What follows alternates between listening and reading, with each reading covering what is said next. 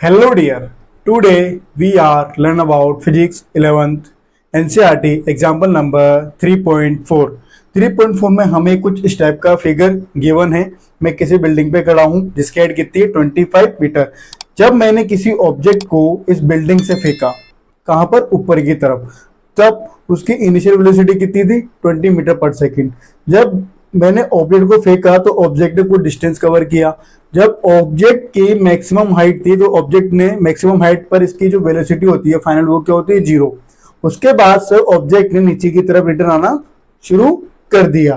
तो हमसे क्वेश्चन में क्या पूछा है? ए से लेके बी तक इसने कितनी डिस्टेंस कवर करी और इतना जो कुल टोटल मोशन हुआ है हमारा, तो इसने कितना टाइम कवर किया है। आइए हम इसको देखते हैं। पहले हम बात कर लेते हैं ए की।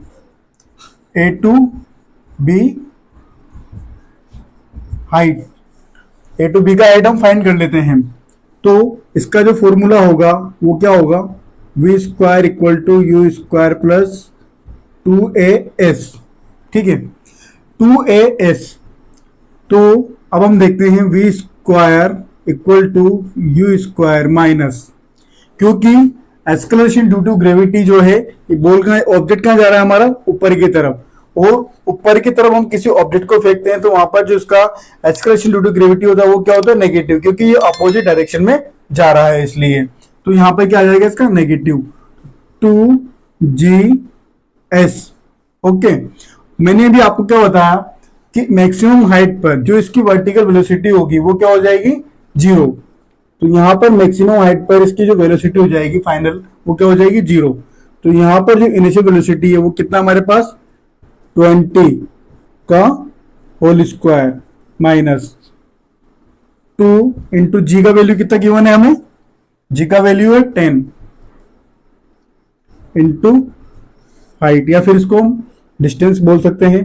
तो यहां पर कितना आ जाएगा? 20 का होल स्क्वायर 400 माइनस 20s। तो हम इसको इधर लेके आते हैं तो ये कितना हो जाएगा? 20s equal to 400। तो s इक्वल टू 400 अपॉन 20। तो ये कितना हो जाएगा हमारे पास? कुछ गलत किया मैंने? इसे कैंसिल। तो 20 मीटर। इसने कितना डिस्टेंस कवर किया? यहां से लेके यहां तक में 20 मीटर, इतनी हाइट कवर कर ली इसने। इसके बाद हमसे पूछा है कि ए से लेके बी तक, बी से लेके सी तक आने में इस ऑब्जेक्ट ने कितना टाइम कवर किया है। तो हम इसको 2 पार्ट्स में डिवाइड कर लेते हैं। पहले जब टाइम फाइंड करते हैं तो हम ए से लेके बी तक के लिए टाइम फाइंड कर लेते हैं। ए टू बी टाइम कितना कवर किया है। तो टाइम को फाइंड करने के लिए हम कौन सी इक्वेशन का यूज कर सकते हैं? v equal to u plus a T.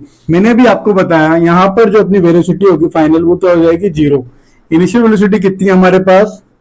20 minus, मैंने भी आपको बताया था कि जब किसी ऑब्जेक्ट को ऊपर फेंका जाता है तो एक्सेलरेशन ड्यू टू ग्रेविटी कितना होता है उसका? नेगेटिव, क्योंकि वो अपोजिट डायरेक्शन में जा रहा है। तो ये क्या हो जाएगा? G T. तो 20 माइनस जी का वैल्यू कितना है हमारे पास? 10t। तो इसको 10t को हम इधर लेके आते हैं, ये क्या हो जाएगा? 20। तो t1 या फिर t1 दे दो इसको नाम, t1। तो t1 हो जाएगा हमारा 20 अपॉन 10। तो ये कितना हो जाएगा हमारे पास? 10 टू से 20 यानी कि 22 सेकेंड।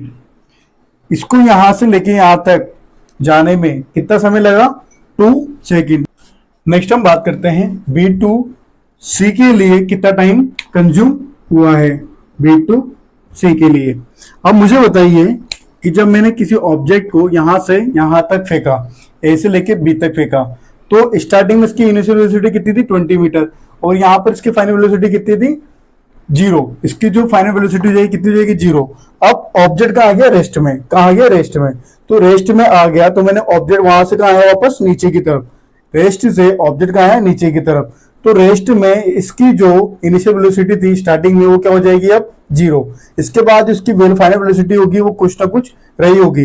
तो जब मैंने ऑब्जेक्ट को यहां से नीचे की तरफ फेंका तो इसकी जो इनिशियल वेलोसिटी थी वो क्या हो जाएगी? 0। अब जब इसने इस पाथ को फॉलो किया तो यहाँ पर इसे कुछ न कुछ फाइनल वेलोसिटी रही होगी इसकी।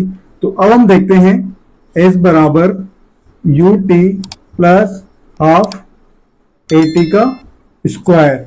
तो हमारे पास टोटल हाइट कितनी होगी इसकी, टोटल हाइट तो 20 प्लस 25 यानी कि 45 मीटर। कितना हो गया, 45 मीटर। टोटल हाइट कितना होगा हमारे पास, 45।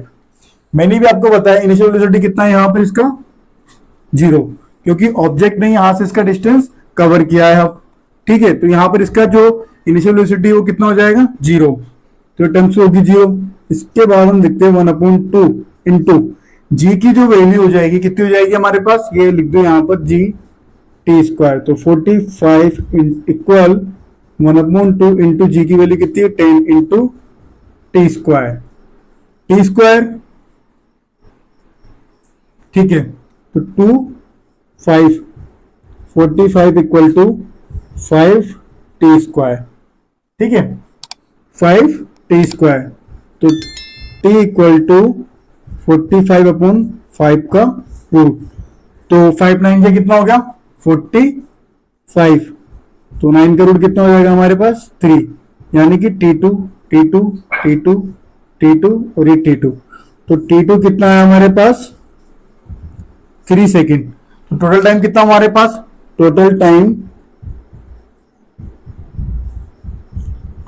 For A to B plus C के लिए, यानी कि A to B B to C के लिए टोटल टाइम कितना हो गया हमारे पास T1 प्लस T2। तो T1 कितना है हमारे पास 2 सेकेंड प्लस T2 कितना हमारे पास 3 सेकेंड। तो टोटल टी कितना हो गया हमारे पास 5 सेकेंड, ठीक है। ये टी निकालने हमने इसका, और ये कितना हो गया हमारे पास डिस्टेंस, किसने ए टू बी तक के लिए कितना डिस्टेंस कवर किया, और इस पूरे प्रोजेक्ट में होने के लिए कितना टाइम कंज्यूम हुआ है 5 सेकेंड का। अब हम इसको देखते हैं सेकेंड मेथड से, एक और इसका मेथड। अब हम इसका सेकेंड मेथड देखते हैं, सेकेंड मेथड में किस तरीके से हम टाइम को फाइंड कर सकते हैं। तो अगर हमारे पास कभी कभी इस तरह का एग्जांपल आता है या फिर इस तरह का न्यूमेरिकल आता है कि जहां पर हम किसी हाइट पे खड़े और हाइट से किसी ऑब्जेक्ट को फेंक रहे हैं, तो उसने कितना टाइम कंज्यूम किया है, तो इसके लिए एक फॉर्मूला होता है। वो फॉर्मूला क्या है हमारे पास, -h equal to u t minus half g t का स्क्वायर माइनस जी टी का स्क्वायर। एच क्या है यहाँ पर, बिल्डिंग का हाइट। एच क्या है यहाँ पर, बिल्डिंग का हाइट। और बिल्डिंग का हाइट कितना हमारे पास 25 मीटर माइनस 25, और इनिशियल वेलोसिटी कितना है हमारे पास 20 मीटर पर सेकेंड। तो 20 टी माइनस 1/2, जी का वैल्यू कितना है हमारे पास 10, कितना है 10 टी का स्क्वायर। तो -25 equal to 20 t minus 2, 10 cancel, 5 times कितना हो जाएगा 5 टी स्क्वायर। ओके, अब हम इसको इधर रिप्लेस करते हैं तो कितना आ जाएगा 5 t square minus 20 t 25 equal to 0। अब हम यहां से इसको इक्वेशन को अच्छे से सेपरेट कर लेते हैं। तो ये कितना आ जाएगा हमारे पास 5 टी स्क्वायर माइनस का 20 टी माइनस का 25 इक्वल टू 0। अब हम यहां से 5 को कॉमन ले लेते हैं। तो 5 कितना आ जाएगा कॉमन 5, तो ये हो जाएगा t square minus 4 t minus 5 equal to 0। तो हमारे पास क्या इक्वेशन है, T square minus 4t minus का 5।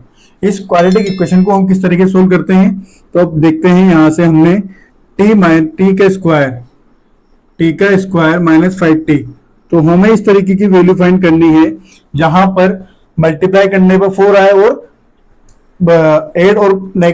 ऐड करने पर और सेपरेट करने पर भी कितना आना चाहिए इसका। अब हमें इस तरह की वैल्यू रखनी है कि मल्टीप्लाई करने पर हमारे पास क्या आना चाहिए 5 और ऐड करने पर कितना आना चाहिए 4। तो कितना रखते हैं हम, let suppose -5t plus t minus 5।